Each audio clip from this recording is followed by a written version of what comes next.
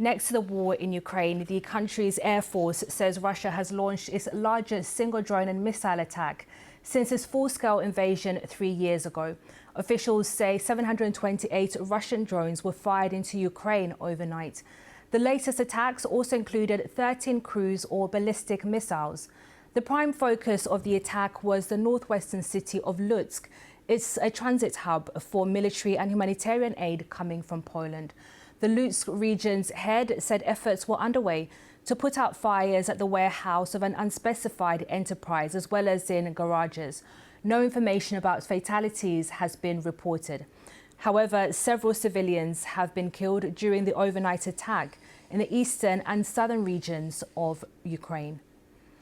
Well, President Zelensky has posted on social media reacting to what he called the new massive Russian attack on our cities.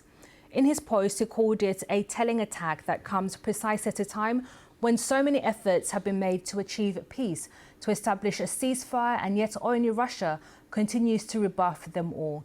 He added this is yet another proof of the need for sanctions. All this comes as President Trump has indicated he's running short of patience with Russia's President Putin. Mr. Trump had suggested a deal to stop the fighting in Ukraine was possible, but he had this to say during his cabinet meeting on Tuesday. We're not happy with Putin. I'm not happy with Putin.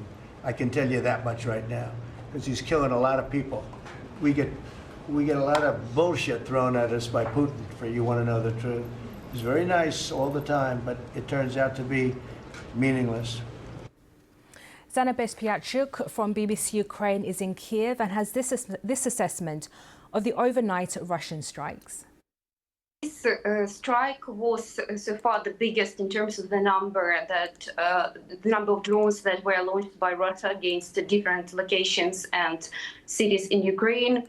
It looks like this strike was basically focused on the critical infrastructure of Ukraine and military infrastructure. But again, for now, it's hard to assess the full impact. For example, in Kyiv, we didn't sleep almost. It was a sleepless night, and we heard explosions almost for hours. But again, we already learned to differentiate a bit when the impact is mostly focused on the residential areas, and when it's more about the targeting of the infrastructure. So it looked like this attack was directed against the infrastructure.